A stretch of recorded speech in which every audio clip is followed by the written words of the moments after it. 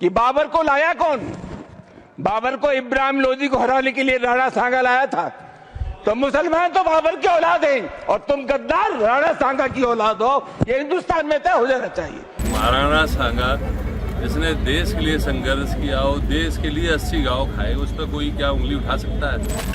और ये सेना वेना सब नकली है, याद रखना। को भी करते पानी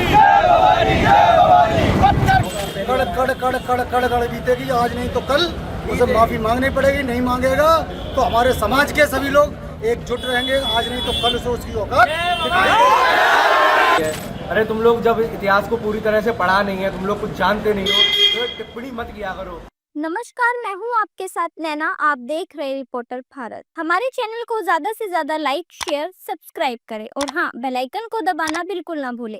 आगरा के गढ़ीरामी में आयोजित महाराणा सांगा जयंती के अवसर पर करनी सेना के सदस्यों ने सांसद रामजीलाल सुमन के खिलाफ प्रदर्शन किया। प्रदर्शन के दौरान भारी मात्रा में पुलिस फोर्स तैनात की गई है। इस कार्यक्रम को देखते हुए 1200 हेलमेट और 1000 डंडे भी मंगवाए हैं। पुलिस इस कार्यक्रम को लेकर अलर्ट मोड पर है। पुलिस ने इस कार्यक्रम को देखते हुए 3 लेयर के सिक्योरिटी प्लान को तैयार किया है। इस कार्यक्रम में देश भर से करीब 3 लाख लोगों के आने का दावा भी किया गया है। इस दौरान हाईवे की दुकानें भी बंद करा दी गई हैं। गढ़ीरामी में 20 बीघे से अधिक जमीन पर 4 फीट ऊंचा मंच और पंडाल खचाखच पर गया है। पेयजल के लिए टैंकर भी खड़े किए गए हैं। देश भर से आए क्षत्रियों ने अपनी ताकत और एकता का प्रदर्शन किया। हजारों की संख्या में युवा इस कार्यक्रम में पहुंचे। करनी सेना के सदस्य तलवार और भाला लेकर प्रदर्शन करने पहुंचे।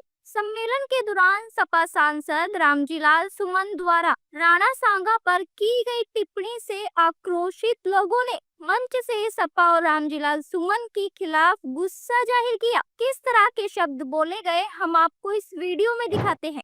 यहाँ से आगे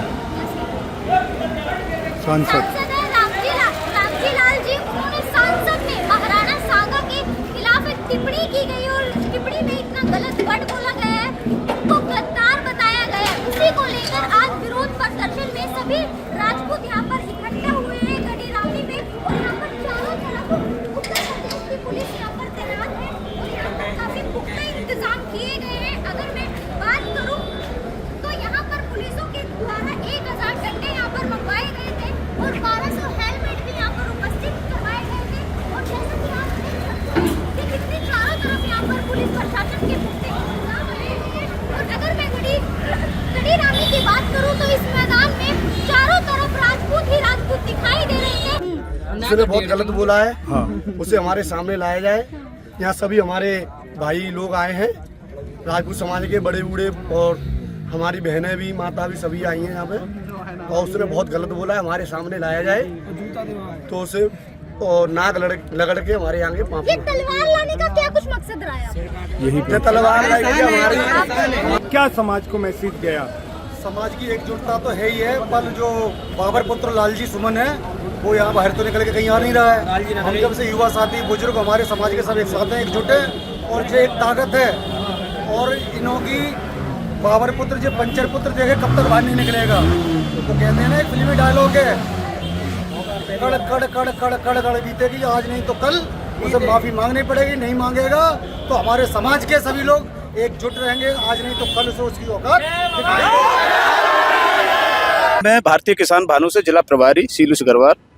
आज यहाँ 36 कौम के लोग गढ़ीरामी में उपस्थित हुए थे, जो कि रामजीलाल सुमन ने, राज्यसभा सांसद ने राणा सांगा के खिलाफ गलत बयान जारी किया, उसी का विरोध प्रदर्शन किया था।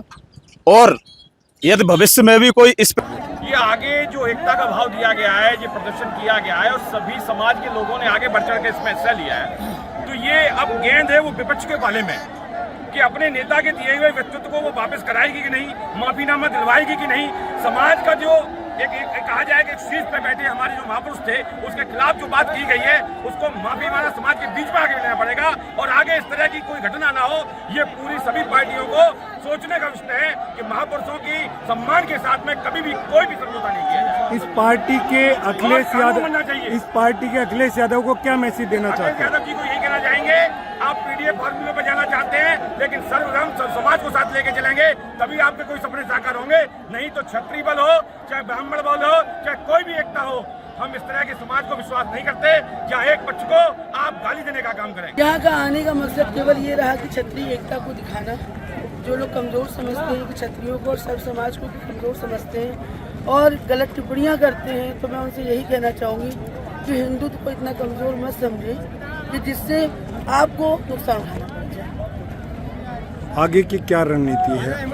आगे की रणनीति तो हमारे राष्ट्रीय अध्यक्ष जो है राष्ट्रीय शेखावत जी बताएंगे कि अभी तो उन्होंने शासन प्रशासन से अपनी बात रखी है, देखते हैं क्या होता है। शासन प्रशासन अपनी बात मानता है कि नहीं मानता है, अगर नहीं माना जाएगा तो उसका भी इलाज, जैसे हमारे क्या माननीय योगी आदित्यनाथ जी कहते हैं ना कि जिस भाषा में समझोगे उस भाषा में समझो। आज यहाँ इकट्ठा होने का कारण ये है, जो सपा विधायक रामलाल सुमन इसने महाराणा सांगा के खिलाफ जो टिप्पणी की है, हम पूरे क्षत्रिय समाज के ऊपर ठेस पहुंचा है और हम लोग सहन नहीं करेंगे, क्योंकि सहन करने की मर्यादा खत्म हो चुकी है। अभी हम लोग इंतजार कर रहे हैं, इसके बाद जितनी दम रखते हैं हम लोग उसकी चटनी बना देंगे, रामलाल सुमन की चटनी बना देंगे, क्योंकि हमें कोई समझौता स्वीकार नहीं है। दीजिए। मैं खेरागढ़ तहसील का ठाकुर परमार, मेरा एक ही कहना है, जो रामलाल सुमन ने जो गलत शब्दों का प्रयोग राणा जी के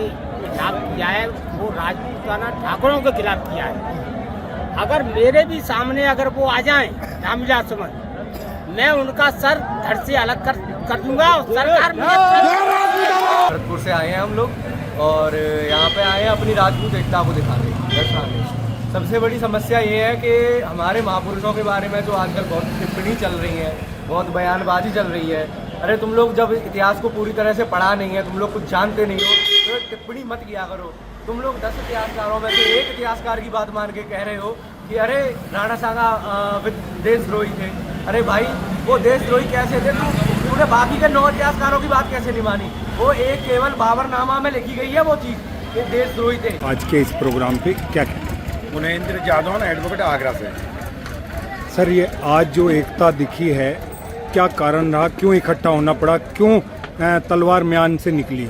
देखिए, आपको जानकारी है कि गत दिनों में हमारी राष्ट्र की रक्षा करने वाले, हिंदुओं की एकता बनाए रखने वाले हमारे महापुरुष महाराणा संग्राम जी, जिन्होंने देश के लिए अपने प्राणों के न्यौछावर किए, उनकी आगे की पीढ़ियों ने भी, जिसमें महाराणा प्रताप जी भी हैं जिन्होंने भी अपना बलिदान दिया, लेकिन देश की एकता अखंडता को बनाए रखा।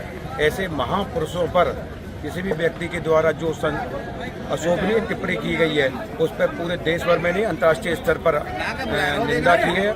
सब लोगों में रोष है और विभिन्न माध्यमों से लोग उस चीज़ का विरोध व्यक्त कर रहे हैं। उसी क्रम में आज 12 अप्रैल को, जैसे हम जानते हैं, महाराणा सांगा जी की जयंती पूरे देश भर में घर भर मनाई जाती है, लेकिन आगरा में आज एकत्रित होकर गढ़ी रामई कुबेरपुर अहमदपुर पर बड़ी लाखों की संख्या में देश भर के समस्त क्षत्रिय संगठन, कर्णी सैनिक और हिंदू सभाओं के जो भी बैनर हैं, वो सभी लोग यहाँ एकत्रित हुए और बड़े धूमधाम के साथ अपने महापुरुष की जयंती यहाँ पर लाखों लोगों के साथ में मना रहे हैं। अखिलेश यादव को क्या मैसेज देना चाहते हैं?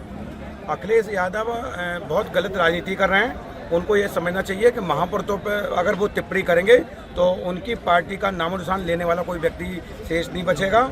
और मैं बता दूं कि हिंदुओं के महापुरुष, वो खुद हिंदू समाज से पैदा हुए हैं, लेकिन बात वो बाबरों वाली कर रहे हैं, तो उनको भी ये ध्यान में रखना चाहिए। अगर स्वयं वो हिंदू धर्म त्याग देंगे तो समझ लगता नहीं कि उसमें देश में उनको कोई स्थानीय प्राप्त रहेगा। आपको ये वीडियो देखने के बाद समझ आ गया होगा कि गढ़ी रामी मैदान में लोग कितने गुस्साए हुए थे। आपको बता दी कि इस बीच विधायक भी पहुंचे।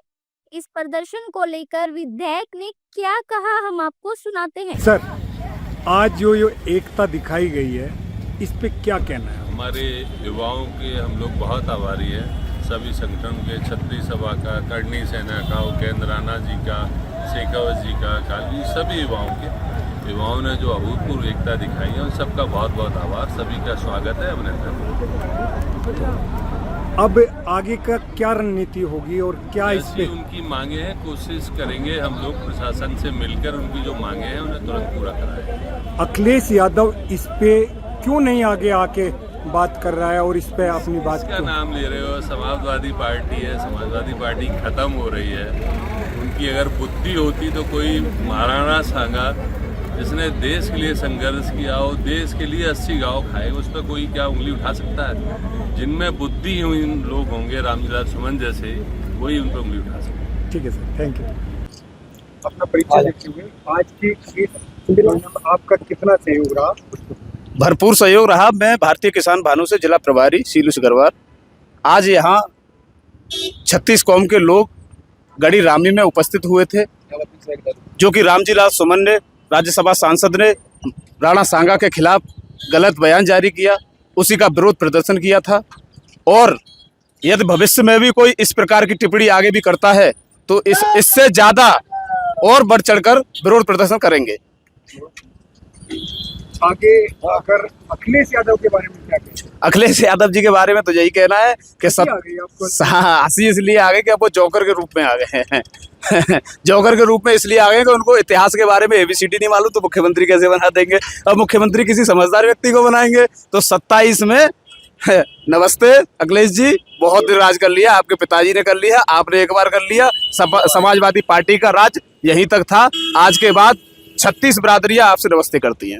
ये सब देखते हुए अखिलेश यादव ने इटावा में एक कार्यक्रम में सपा सांसद का समर्थन किया और करनी पर जुबानी हमला किया। आइए बताते हैं अखिलेश यादव ने क्या कहा। अगर कोई हमारे रामजीलाल सुमन जी या किसी भी कार्यकर्ता का अपमान करेगा तो हम लोग भी समाजवादी लोग उसके साथ खड़े दिखाई देंगे, उसकी सम्मान की लड़ाई लड़ने का काम करेंगे। और ये सेना वेना सब नकली है, याद रखना।